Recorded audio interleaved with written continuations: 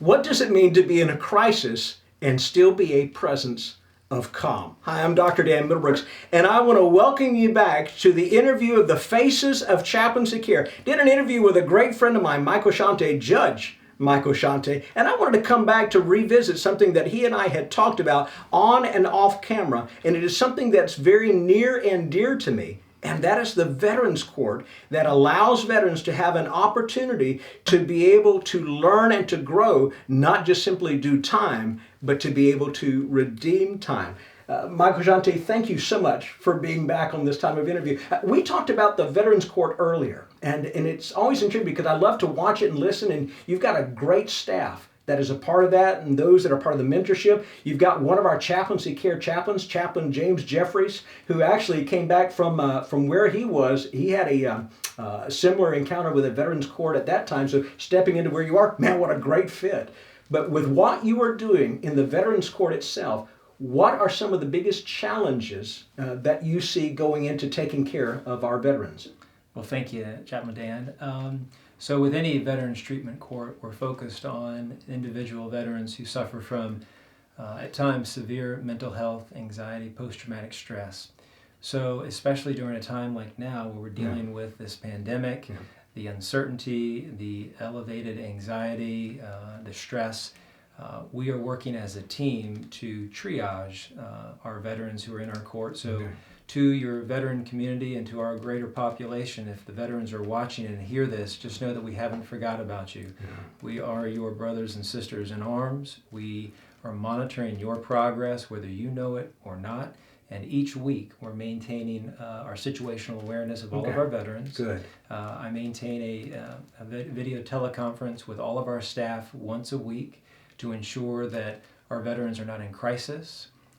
They're not unfortunately feeling suicidal or threats of harm or concerns of hopelessness, making sure that they're stable in their residence, making sure that they have food, they have electricity. So we are really providing a more of a wraparound service for our veterans as they present those needs. Excellent. Well, and it's not just also the veterans in the court, because you serve as the commander for the 139th LOD. Now, what does LOD stand for? Sure. Legal Operations Detachment. We're part of the United States Army Reserve Legal Command, so we're a command of attorneys and paralegals and soldiers who serve the legal needs of commands all across the country. Wow, because it's not just working with the veterans in front of you that are trying to get a second chance.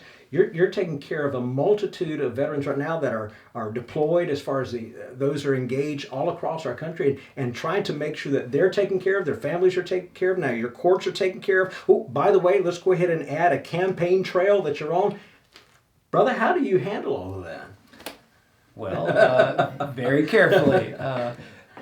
The good Lord doesn't give us more than we can handle. And in all of my combat tours of duty, with all of the responsibilities that I had for looking out for my soldiers, looking out for myself, I always put my faith and confidence in God, and the Lord always saw me through. And every day I said my prayers, and I left my day up to the Lord.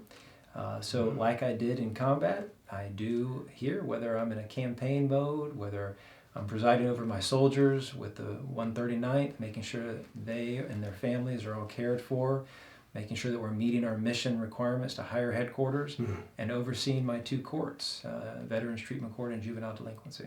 All right. Well, I think you hit really the primary power behind anyone who is able to be successful in life.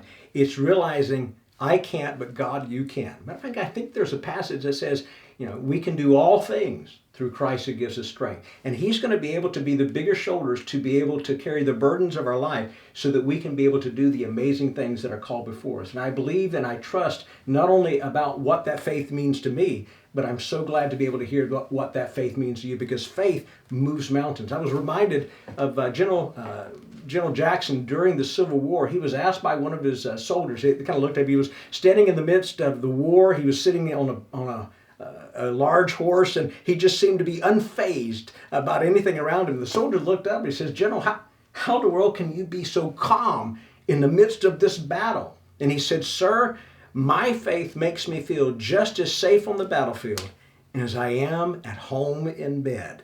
Now that is a faith to have. That is a faith that brings calm in the midst of crisis, and it brings peace in the face of problems. I know there's been a lot of different challenges, especially trying to adjust schedules and meet and make sure veterans both here are taken care of in your courts and veterans that are across our nation taken care of. What are some of the things that we can continue to do for you, not just in the court-wise, but what can we do to prepare for a future that keeps you in that court? Well, exercising your right to vote. I am coming up for re-election here August 18th. It's the primary, Tuesday, August 18th. I'm one of your circuit court judges for Group 19, and I would greatly appreciate your vote, making sure you exercise that vote. Men and women, many of your family members, maybe spouses, loved ones, children, are out fighting to defend those rights as I and you have for many years. And I want to make sure that folks have the confidence in their judiciary, that there are those of us like myself who put duty ahead of self and make sure that I represent our community with fair and impartiality. So exercising that right to vote would be most important, I think. Excellent. Matter of fact, it's been said, charisma may open a door, but it's character and integrity that will allow you to walk through it and to maintain in it. That is who Michael Scionte is. He's not only a personal friend, he is a great judge. And I want to make sure that he is a part of always of the history and the legacy of our Hillsborough County court and judicial system. Join with me in August as I check the block. I hope you check it with me as we keep a good man in a great place to make a positive impact. Hey, thanks for joining me today on the Faces of Chaplaincy Care. And remember, you have been given an incredible right to vote. Make sure you use it. Don't lose it. God bless you as you go in today. Brother, appreciate you.